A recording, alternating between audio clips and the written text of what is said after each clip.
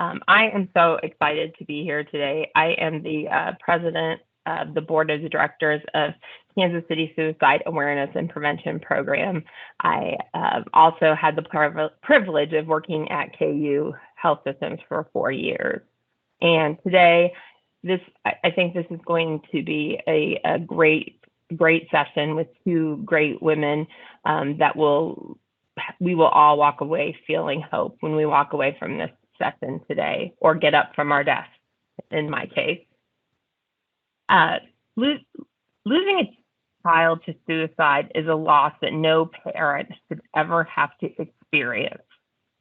These are the words B.J. Thomas Wilson said to family and friends just days after losing her 16-year-old daughter, Reagan. Those words laid B.J.'s path to starting Shifting Gears for Reagan, a foundation focused on developing and funding suicide prevention programs and initiatives in area communities. Early in her grief journey, B.J. met fellow grieving mom, Sylvia, Harrell, and we can see like half of each of your faces, just so you know, through their common passion for helping kids and parents navigate dark moments and providing hope when life gets hard, they developed the Give Me 20 program. BJ has spent 20 years building her own marketing and graphic design boutique. A business started out of a desire to fulfill her passion for helping her small businesses effectively market themselves while also being present for her children. For years, she balanced her mom duties, PTO president, classroom mom, volleyball coach, party planner, etc., with building a successful business. Her take charge approach with clients has no doubt spilled over to her new life as a suicide prevention advocate. BJ lives in Overland Park with her husband, Jeremy, and their children, Riley, Tanner, and Eliana. Sylvia is a co-founder of Keep the Spark Alive Foundation, as well as co-founder of the Give Me 20 suicide program with BJ. Keep the Spark Alive is a 501c3 nonprofit determined to prevent teen suicide by developing and funding innovative programs and initiatives supporting those left behind in the aftermath of suicide and continuing to honor the life of her son, Chad. Sylvia and her husband, Nathan, tragically lost their 17-year-old son in June of 2017. In the aftermath, they were showered with an outpouring of love and support from their community and vowed they would fight tirelessly to keep other families from enduring this horror. So, Give Me 20, an innovative program where teens and young adults create life boxes filled with reminders of all the reasons life is worth living, was created from this hope. Before losing Chad, Sylvia was a stay-at-home mom, actively involved in supporting the activities in schools that Chad and his sister Melanie were a part of. And prior to starting a family, Sylvia had a successful career with Sprint, supporting and selling their data networking products. She's a cum laude graduate from the University of Maryland with a Bachelor of Science in Marketing and Finance. So as Sylvia moved into her empty nester years, she had planned to find something where she could help make others and make a difference. Suicide prevention was not what she envisioned, but as part of this club that no one wants to be a part of, she has found hope, healing, and an avenue to truly help others. So now I'm going to turn it over to you ladies, and I'm so excited you're here, and thank you very much. Thanks, Emily. And we're going to start our session off with showing a brief video. This is a video that we show the kids when we do our Give Me 20 workshops. So it really gives you an idea of where the concept came from, a little bit about our kids, a little bit about the program, and then we're going to talk further about it when that video is done. So I'm going to try my luck on technology. So let's give it a whirl. And it's screen 2. Start this. Start it. There is a statistic out there that when a young person might have a first thought of suicide and between when they make a suicide attempt, it can be as short as 20 minutes.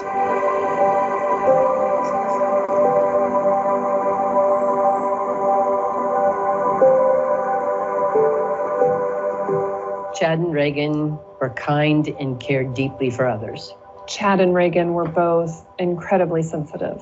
Chad and Reagan had incredible senses of humor. Yes. They were both easy to anger. And they were both headstrong. In December of 2017, Reagan was preparing to take her CNA exam to be a certified nursing assistant. She was stressed and concerned that if she didn't pass the test, that it was going to affect her dream of becoming a nurse. In June of 2017, Chad had gotten in trouble and he wasn't allowed to go to a party that he really wanted to go to. Chad was angry. Reagan was stressed. Chad was mad at his family and friends. Reagan was overwhelmed. Chad and Reagan both believed that they could do everything on their own. On June 12th, 2017, my buddy in Little Rue tragically ended his own life. On December 7th of 2017, my fiery little redhead ended her own life. Our light went out. We were only left with darkness. The reason I'm passionate about Give Me 20 is because at the end of the day, we're just two moms who suffered tremendous heartbreak and we're rising up from the ashes to try to make a difference. We want to keep other families from having to endure the same nightmare. If a teen could decide to take their life in 20 minutes, then wouldn't it be possible that they could choose to live their life in that same time?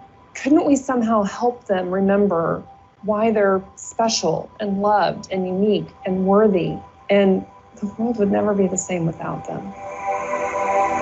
What we've learned since losing Chad is that suicide doesn't end the pain, it transfers the pain to all of those that you love. After losing someone to suicide, you question everything that you could have done, everything that you could have said, everything that could have happened differently to change this outcome.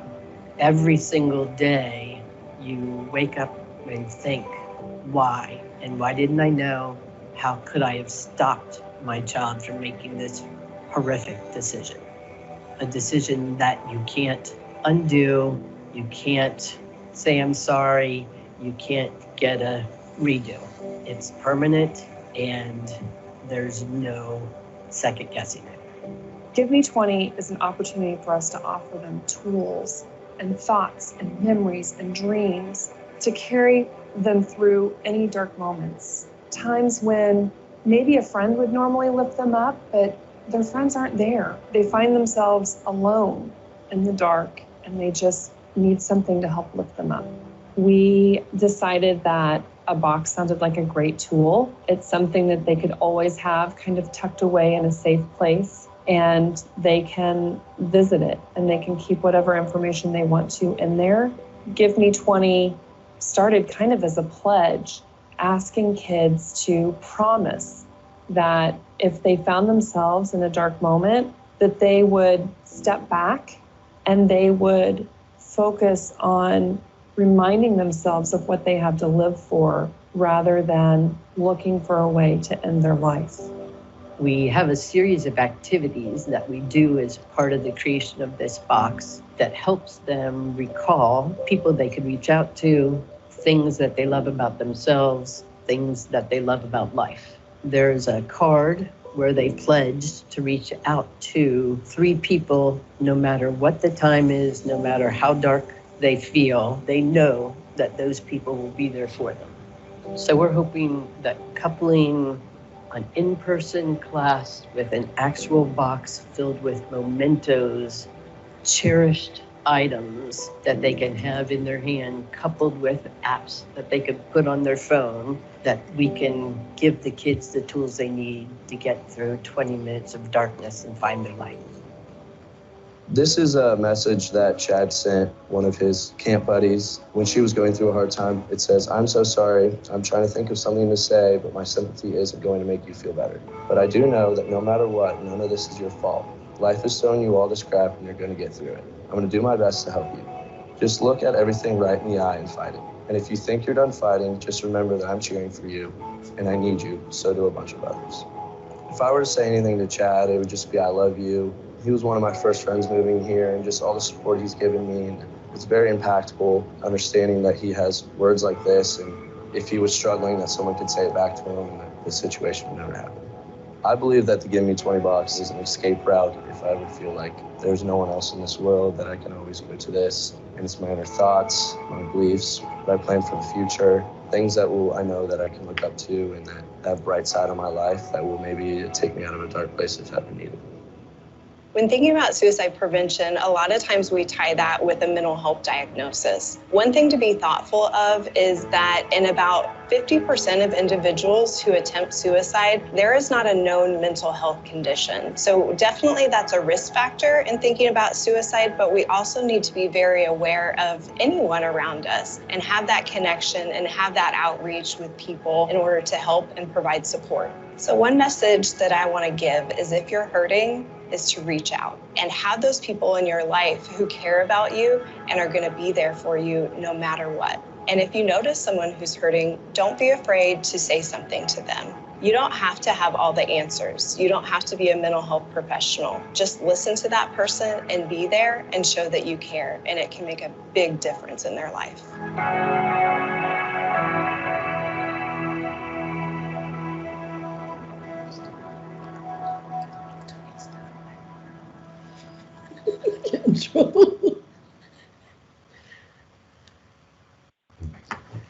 We're technology challenged. Yep, we just wanted to make sure that we got it. And now you just see us, right?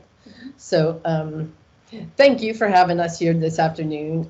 We've listened to the presenters all day long, and listening to our fellow family foundations with Kelly and Joe, and to talk about losing their children. We know it's a lot, and we started the day early with some emotional stories. So we just asked for just a few more minutes for us to get through telling our children's stories, which is always the hardest part of our workshop, which is why we had that video developed, because it's hard to talk about our kids and them not being here anymore. But once we get through that, we want to tell you just a little bit about how the Give Me 20 program came about, what the workshop is, and kind of a tie-in to this entire day. There's just been, you're going to see some of the things that we have on our PowerPoint, and you're going to think, wow, they just added that. Nope, it's just the themes have resonated all day, and we're hoping to wrap it up and then take some questions. So let's start with a little more about our kids and our story. I lost my child to suicide. I lost a battle I didn't even know I was fighting. I thought that made me a horrible parent. How could I be so clueless that my child needed help?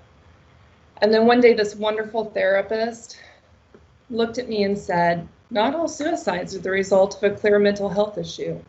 Many times, especially with teens, it's situational or environmental. And it's usually a snap decision, sometimes as quickly as 20 minutes. These words completely changed my world. First, it helped me realize I wasn't the worst mother that had ever walked the earth. And second, if I didn't know this, then that means other parents don't know it either. And for Chad's family, we thought we had weathered a passing storm, a storm that we thought was teenage growing pains.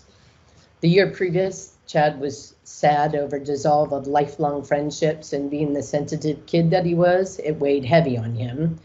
That spring, he had confided in some friends that he had thoughts of harming himself. He had started cutting, and at that time, we were assured that it was reason for pause, but not for excessive worry. We connected him with a therapist, and they spoke regularly until January of 2017, when he and his doctor agreed he no longer needed to come in. Mere weeks before losing Chad, he said to us, "Can you believe how much better things are now than they were a year ago?" Chad was quick-witted, but he was also quick to anger. From the time he was a toddler, he wanted to figure things out on his own. He didn't like to ask for help, and he really, really did not like to be embarrassed. He didn't struggle with drugs and alcohol, and he didn't struggle with making friends. He was a good student, and kids and adults alike enjoyed his company.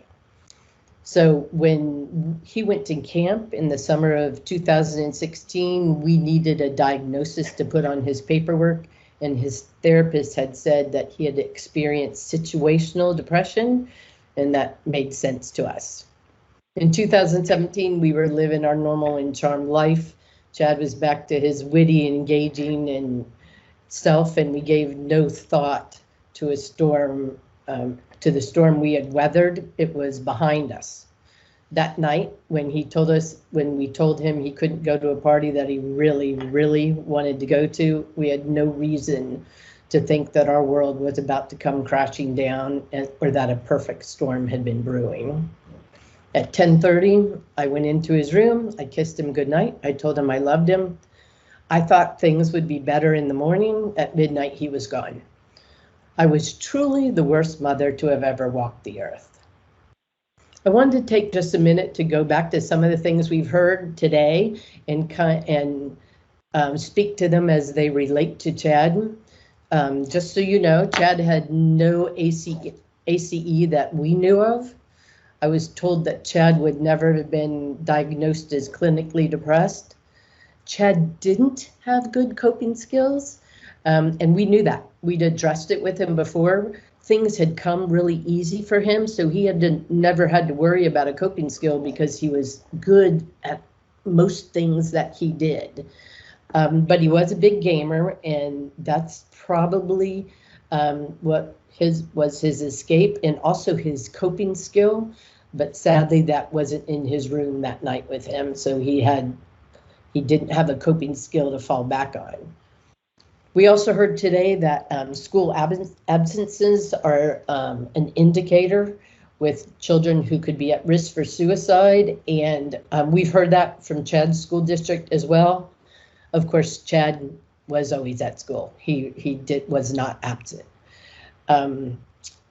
Chad was anxious from the time he was a toddler. He hated weather, and he hated loud noises, and he hated flying. All those things made him anxious, and now we understand how that could spearhead depression. Chad wasn't on that trajectory that sometimes you all see. When this nightmare began, I was referred to an amazing social worker, and she'd been doing EMDR with me to get through the trauma and PTSD. In one of those sessions, I was hysterically crying and saying, how could Chad have given up all these things he loved? He had so many things he loved in his life. And Stevie, in her infinite wisdom, said, maybe that's what our kids need. Maybe our kids need to have something, maybe a box that when they're feeling blue or down, they can put things in it that reminds them of everything they love about themselves and their life and their hopes and their dreams and the mementos about the things in their life to spur them through those dark moments. That box we now affectionately refer to as a life box. Reagan was smart, funny, beautiful, and had a quick wit that was unmatched. And while she didn't look like me, she was certainly her mother's child in personality. Although at 16, she had a strength I didn't find until I was 30. She never met a small child or a dog she didn't like, and she loved to experiment in the kitchen, but hated to follow recipes, which was really an adventure for the rest of us. Reagan could spend the day at the racetrack. She raced four-wheelers, in case you didn't see that in the video. And she'd be dirty and sweaty and battered and bruised from all of her crashes, making you think that she was the ultimate tomboy.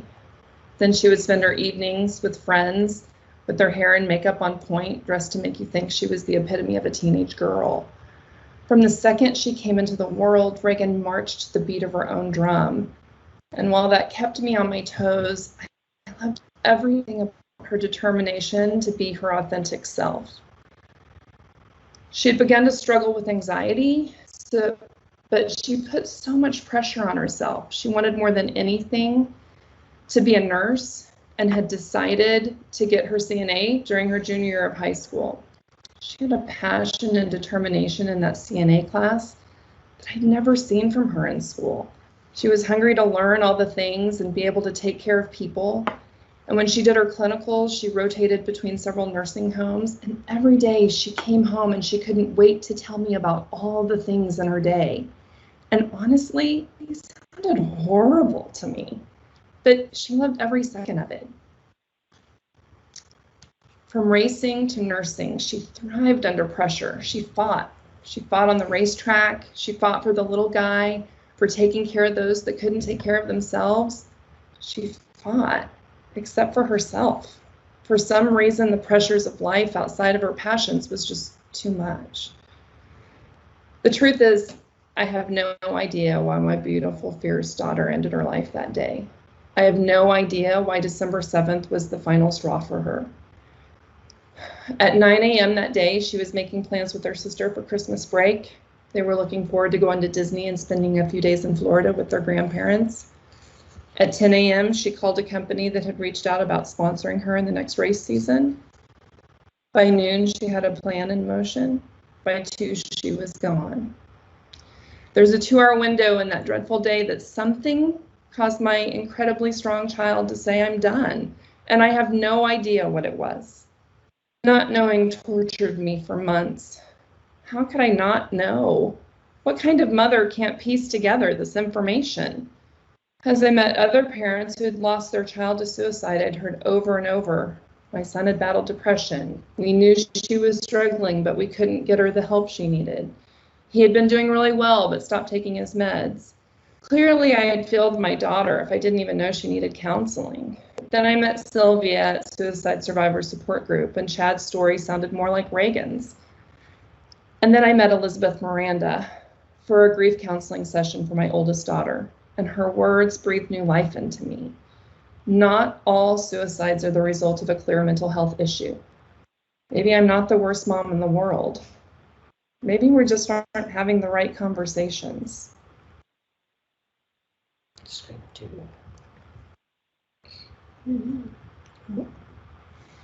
Slideshow and play.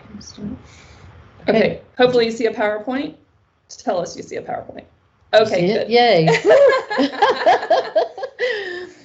Okay, we got through the discussion of our kids, and like I just mentioned, that's why we had that video created, because it's hard for us, and sometimes depending on the BJ and Sylvia that show up, we get through it, and sometimes we're a mess. And so that's why that we had that presentation put in place, because so we could start it off and we could tell our story. But we're going to tell you a little more about how we met. Do you want to do a full screen? Are you afraid? I'm afraid. Afraid to do it, because sometimes we do the full screen and you guys go away, so we're going to give it a whirl. Oh, no. Okay. There. Okay. So just a little bit about how we met. BJ had mentioned that we met at Church of the Resurrection Suicide Survivors Group. I don't know if you recall, in 2017, there was a rash of suicides. And at the beginning of July, Core did a powerful sermon on suicide. And that Karen Lampy, our hero, put together a suicide survivors group of old-time survivors and new survivors to get them together so that we would have some kind of support. In those first groups, we had almost 100 people at those 2 meetings. Just a few months later, BJ was at one of those groups, and she was sitting at a different table than I was. Our dear friend Gretchen came over to me at the end of the session and said, "You've got to meet this mom. She just lost her 16-year-old daughter, and I think you guys would really connect." And I was in a big hurry to get home. My daughter that you saw in that video was home from college, and I'm like, "Gretchen," and as she was pulling me across, BJ and I connected, we exchanged numbers, we went to Starbucks that Saturday, talked for hours, and that's how our journey began together as a fellow suicide survivors. So that's that is how we started. I called BJ and I told her about my discussion with Stevie and the idea of this box that we could put in front of kids to give them, to remind them of all the reasons that they're loved and be loved and that life is worth living. And she sent me back this text that I thought I'd read to you. Oh, where'd it go? That's not us. Yeah, that's not us. Okay, hold on one sec. I don't think we can do anything about it. Yeah, I think, hey, Emily, I think last time when this happened to Dr. Sullivan, we shut down and then we started back up. What happens when you open the sharing tray? Does it show? Let's see. Hold on one sec. Let's see if we can get. Hit request control. Okay, so let me close that and start it back up. Mary Lou, can you stop sharing? We've got Mary Lou is the one who's sharing right now. So if you can hear me.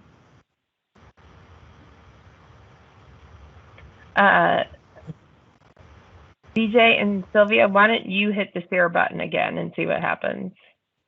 Yeah, we hit request control. Hold on, let's see. Okay, hold on. I got this. So request control for us and then open the share tray. Oh, I know what happened. It probably doesn't know we're on that screen. Sure. Okay, do you see it? Do you see us, Emily? Yes, that is you.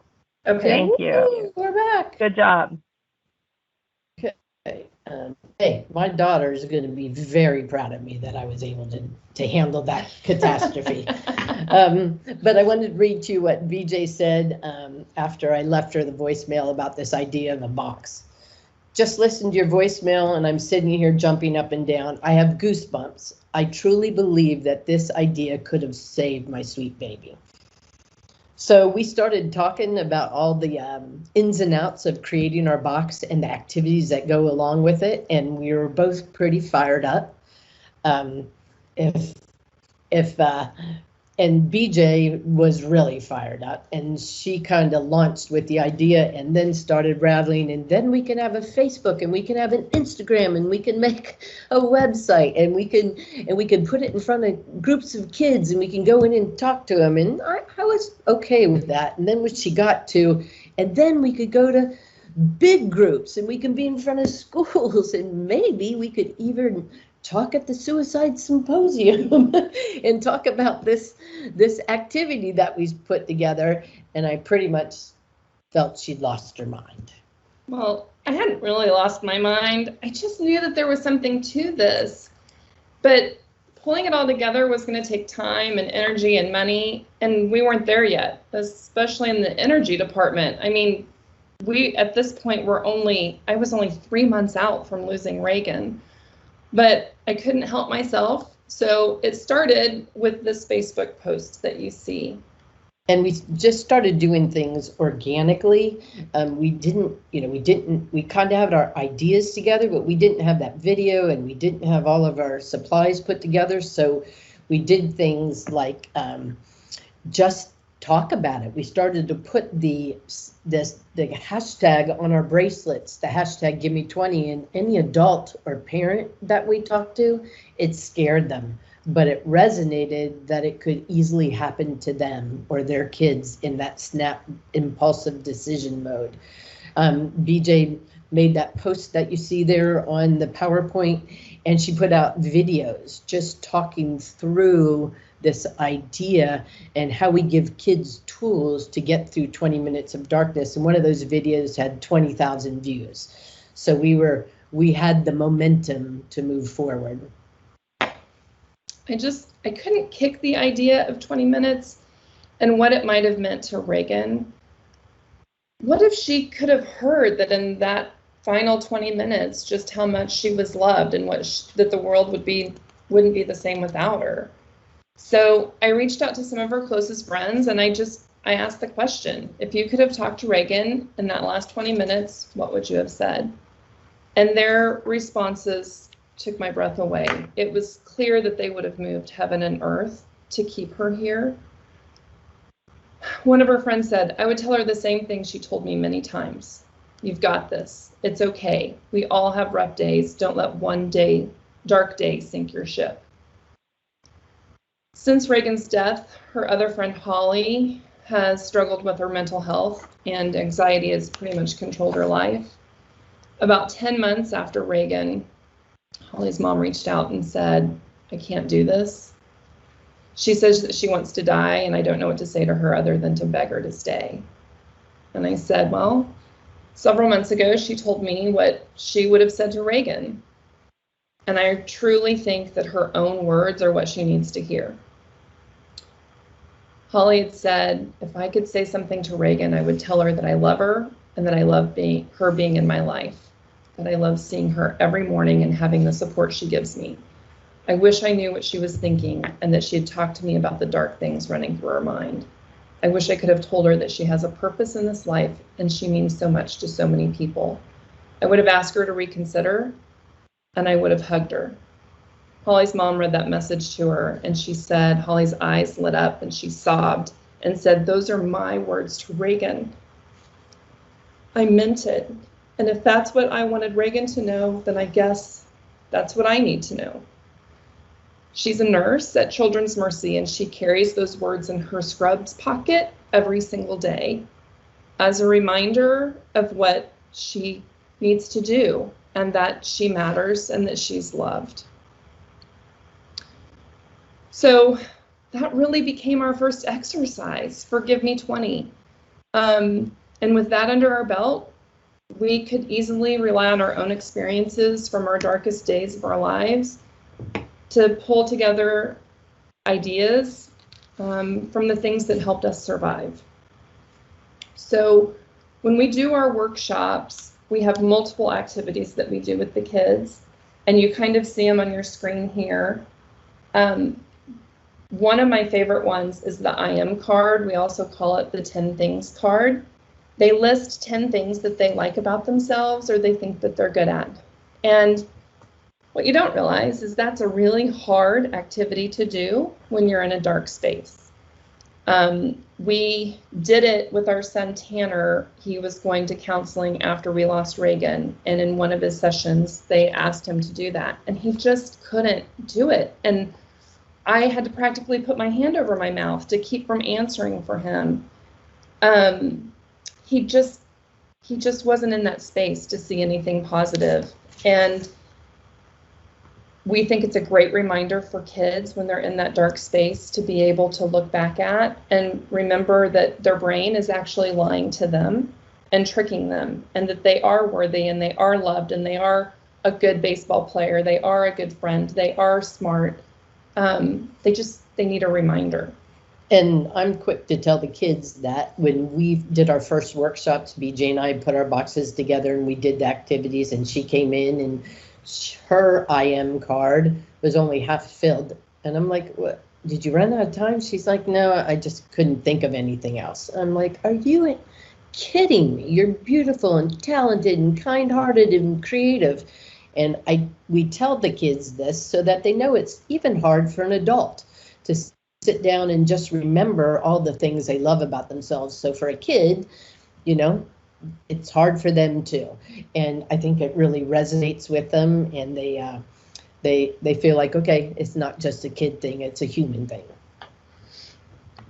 We have the Always There card. It's the top 3. We mention it in our video. We try to encourage the kids that top 3, like Joe had mentioned this morning, that kids probably aren't going to go to their parents first. We tell them to include a trusted adult, even if it's not your parents. Don't feel like it has to be your parents. It's somebody that you know that you're willing to be brutally honest with. And you can certainly have your friends on that card, but remember that sometimes your friends aren't available. So we wanted to be sure that they include a variety. We also include the 1-800 number for them. the suicide hotline so that they know that if they can't get a hold of their trusted people, that they're promising that they're going to reach out to someone else. And I let the kids know that those 1-800 numbers, they're manned by people who genuinely care and know what they're doing. My therapist, who I told you I did EMDR with and talked, came up with that box idea, she mans that number. So I tell the kids, call. There's good people there who know what they're doing. Then we have 2 other cards that we do just real quick. The practice gratitude is our newest exercise. We actually just added it this past spring. It's something that we practiced a lot in our support group, in that sometimes when you just think life is terrible, if you force yourself to stop and make a list of just anything that you are grateful for, maybe it's electricity, maybe it's a toothbrush, maybe it's that you have a car, whatever it is, that there's always something that you can be grateful for, and by recognizing that, it can lift you up. And if you can't, then do something nice for someone else and be grateful that you could do something nice for someone else, even if it's just leaving them a nice note, and we provide them with sticky notes to be able to do that and encourage just showering people with kindness. And that makes them feel good about themselves and makes the person who's receiving it feel good too. And then our last activity is the Keep the Spark Alive bookmark. The reason it's a bookmark is because we encourage them to keep it with them at school so they can put it in whatever book they have. But it's, what's one thing that brings you joy? And we tell the kids, identify that thing. And then when you are struggling and you're sitting in your room by yourself listening to sad music and you're focused on the sad and the bad of your day, force yourself to get up and do the one thing. Sorry. You're fine. Do the one thing. Do the one thing that brings you joy. It's it play with your dog. Is it going for a run? Is it playing basketball? Is it playing your guitar? Is it playing your guitar? What's the thing? For Reagan, it was plopping herself in the middle of my kitchen counter and talking to me while I cooked.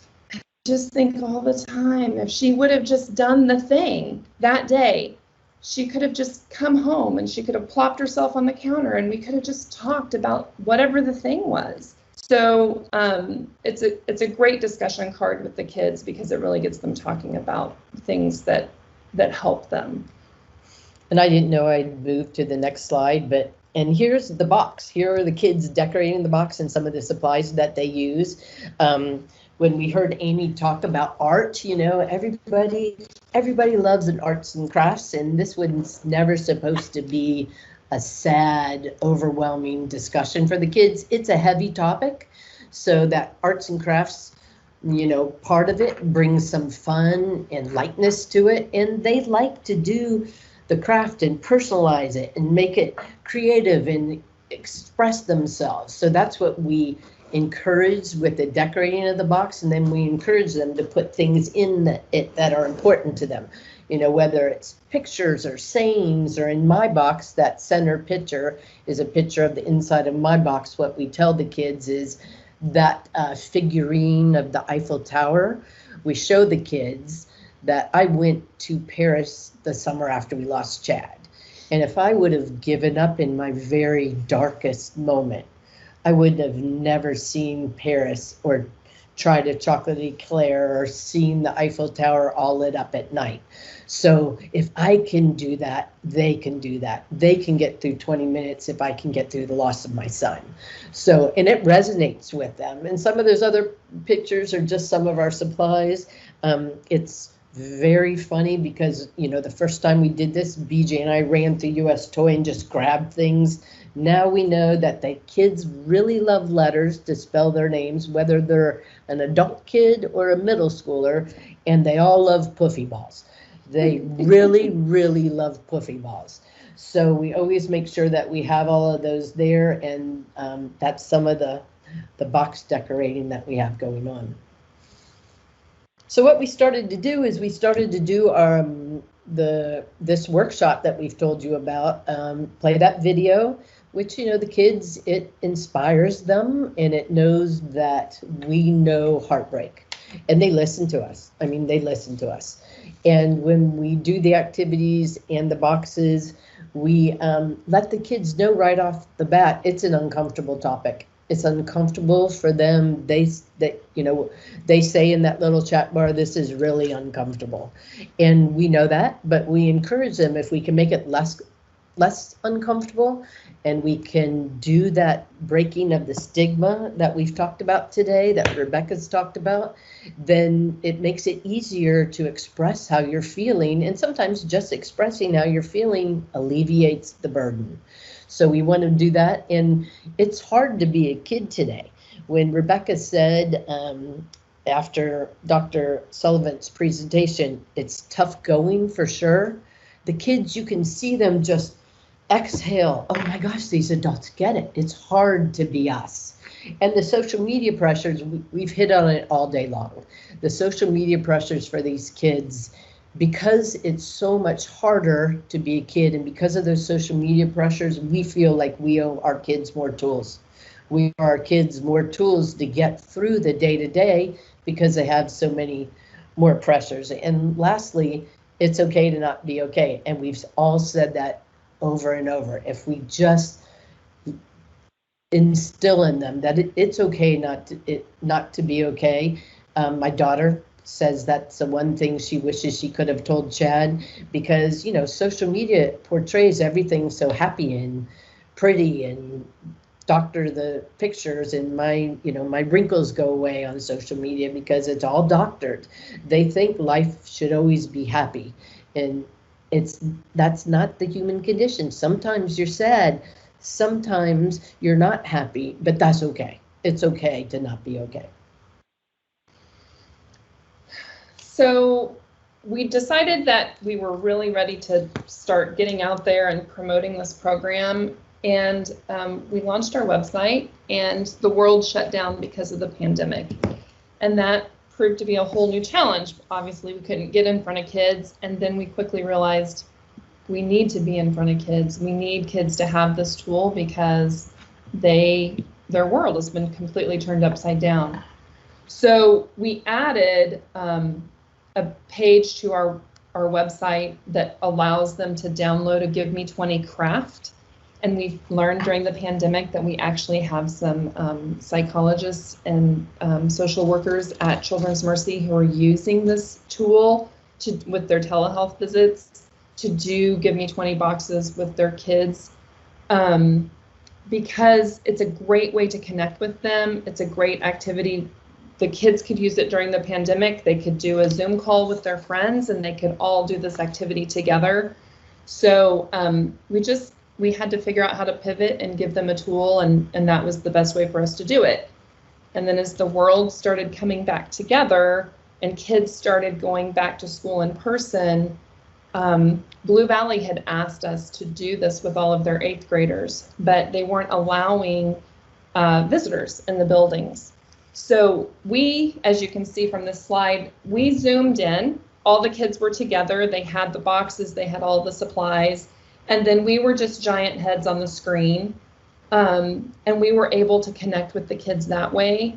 The kids who weren't doing in-person school, they were still doing virtual. We did a Zoom session with all of them, which we loved because we could see all of their faces and talk to them. And the other thing is they could, down that chat bar, they could do things like, thank you so much for being here, you're doing good work, keep going, kind of like what we did with Rebecca this morning. But with the kids, they're so sweet, and then we would choke up. We had to stop reading the chat bar. So we don't read the chat during the talk. Yeah. So we did virtual, and it made it work, and we got through the year, and we were able to talk to so many kids. And we actually had one of the middle schools that we did, their principal spoke at a Zero Reasons Why convening a few weeks later and talked about this program and said, I think all the schools need to be doing it, which was a little scary to us, but hey, we're up for a challenge. But she said the next week after we did our session with her kids, she had 3 separate kids come to her and say, I've been using my box and it makes me realize I need help. So we know that it's connecting with them and it's helping them kind of ascertain the difference between I'm having a hard day and I'm going to sit here and I'm going to go through this and I'm going to refocus and regroup, and I have a bigger issue and I need to talk to someone. And so we, the one thing that we've come away with today is where we get our hope is that we can all work together to make this difference. We are trying to zip through this because each of these sessions you all have had questions, so we're trying to get a few minutes left here at the end. And just some of our partners and really quickly what they've done for us. We talked about Church of the Resurrection doing our video, and we couldn't do this without that video. It's too painful for us. So that really catapulted us to start to market the program. Hutamaki is a big expense. Boxes aren't cheap. And even Blue Valley said, the one thing I want is I want all the kids to have the same box. We don't want, different size shoe boxes or whatever. We want some consistent thing. And they're expensive. And Hutamaki gave us our first 5,000 boxes so we could get the program out there. We just wanted to send a shout out to Hallmark because they have their distribution days, and we want a little something in that box to start them off. If they don't know, what to put in there, we want them to have something from us to remind them of the time in the workshop in their promise to give us 20 minutes to get through that darkness. And these are the little itty bitties that the kids have, that we give the kids, and they really love them. Big kids, little kids, they all really love the itty bitties. We're going to be in trouble if we can't get them at the Hallmark distribution days anymore, but that's what we do with the something to put in their box. Squishy ball, itty bitty something. And then, a lot of the news was reluctant to talk about teen suicide. Our friends at KSHB and Jordan Betts really jumped on board to talk about mental health and our kids and the teen suicide rate that was going on. And she did some stories about us as moms who have lost the kids, a mom's support group that we have in place. And she also did a story about Give Me 20, which in turn was seen by a gentleman named John Erickson, whose son was best friends with Tom Carlin.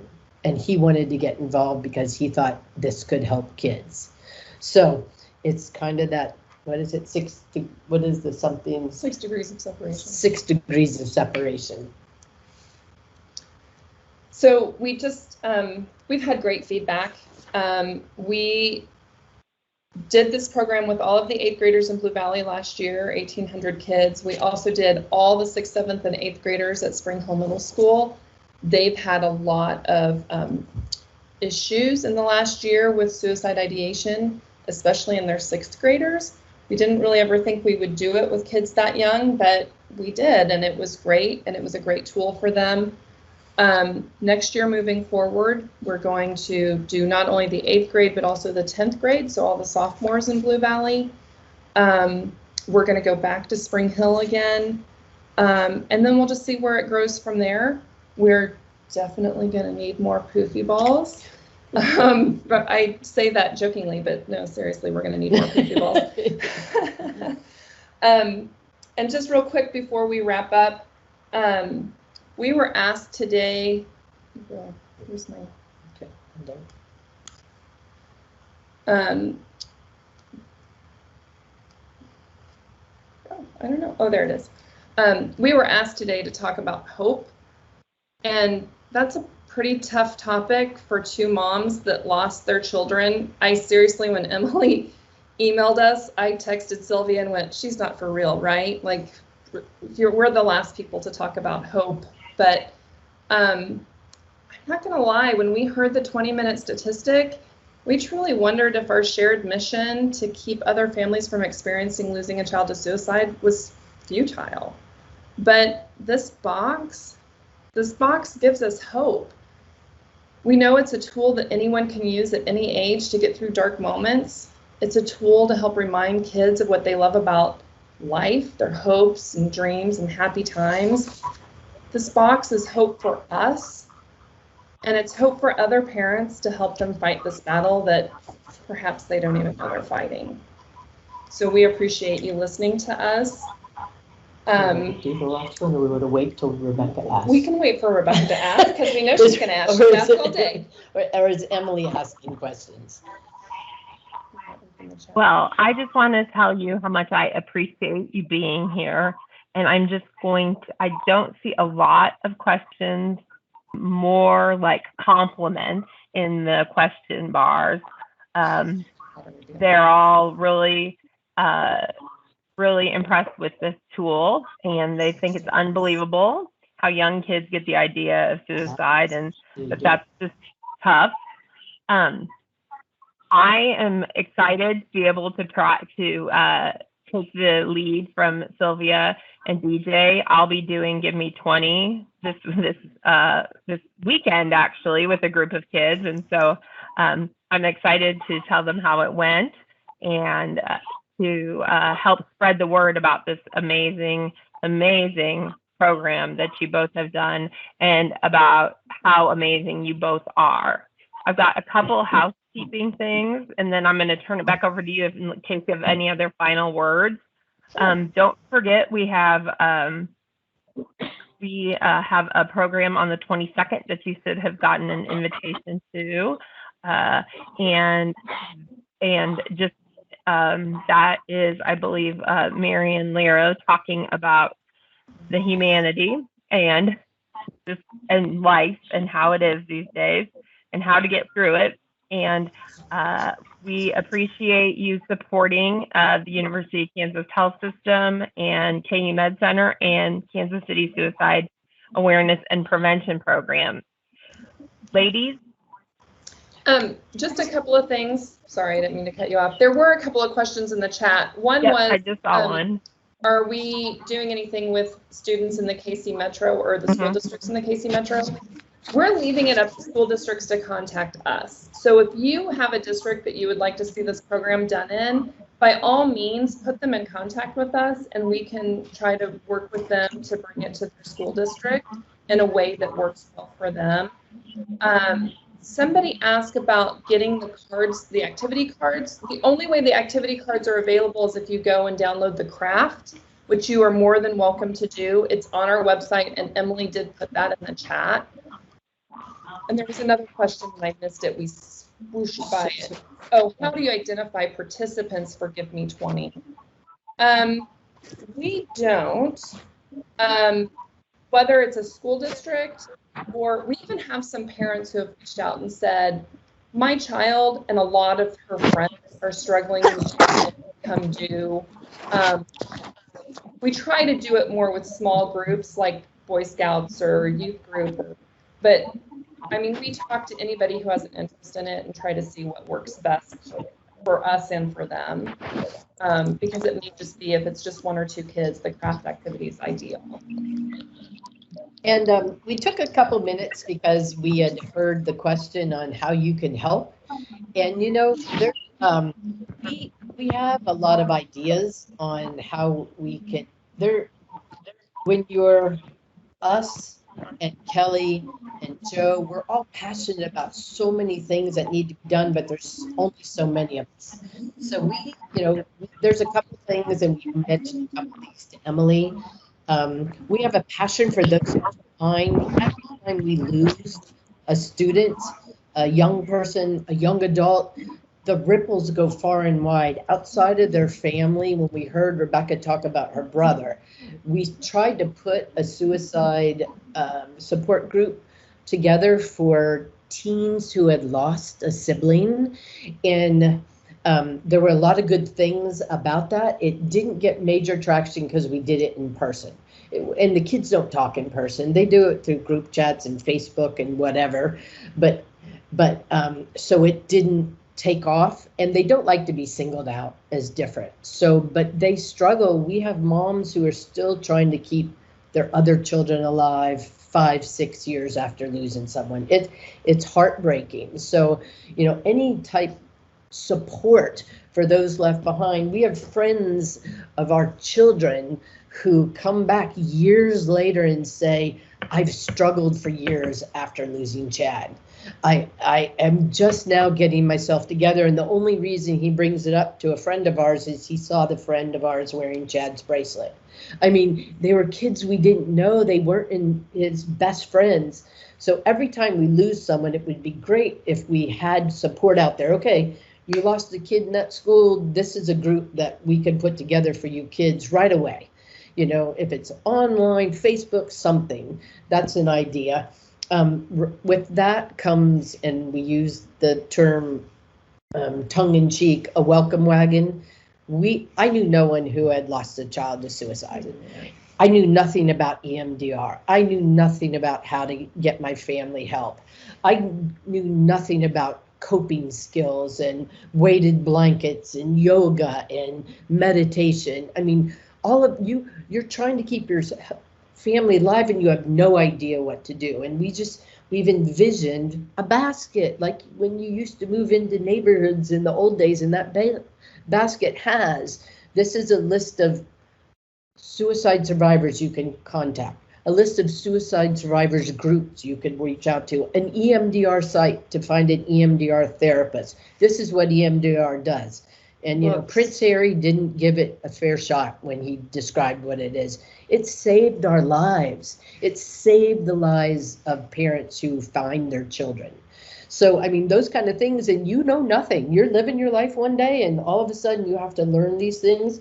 So we have a whole list of ideas that we think would be cool to put in a welcome wagon if anyone was interested. We talked about counseling services. If any of you said, you know what, when somebody loses someone, we can offer immediate counseling services for the siblings, the parents, because it's amazing, you know, when Kelly said her family, they didn't know how they'd survive. You don't know how you're going to survive. And you all have ideas. So, you know, things like that. We have a mom's thread, a mom's stand together, and there's always something, you know, it's not really managed. It's just a bunch of moms who express their joys and concerns and heartbreak. And sometimes it would be nice to have a therapist engaged when we worry about someone. But, you know, things like that. And always supporting our fundraisers. I mean, supporting our fundraisers, the money gives us the power to do these things. We do a lot more than Give Me 20. We provide funding for Sources of Strength in our community and Project Happiness and Assist at Blue Valley. You can't do it without money. And our fundraisers are fun, but we always need auction items. We always need volunteers. We always need someone who's going to sponsor it. So there's a lot of ways that you can, you know, help us. And we always have an idea. So, and I just want to throw out here real quick, because this is a great audience to have this conversation. On this list is family support. First thing this morning, Rebecca shared her story and about losing her brother 7 years ago. And she said something that sticks with her is hearing her mom when she walked into the house. The impact of losing their sibling is really traumatic, but what adds to that is the grief that they see their parents experience. And Sylvia and I this morning, after Rebecca said that, I said, think about our daughters. My oldest daughter was with me when I found out Reagan was gone. I was in a movie theater. I was on the floor of a movie theater screaming. That trauma to my daughter is horrific when I think about it. So being able to have somewhere to go with her, or to have somebody to say, this family just lost a child. Now let's get resources in their hands to help all the members of the family. That's huge, because when it happens, we are seriously left in the middle of an ocean dog paddling. So if you guys have any resources to help think about that situation for families, it would be amazing. You guys asked, Rebecca asked us, Emily, and so.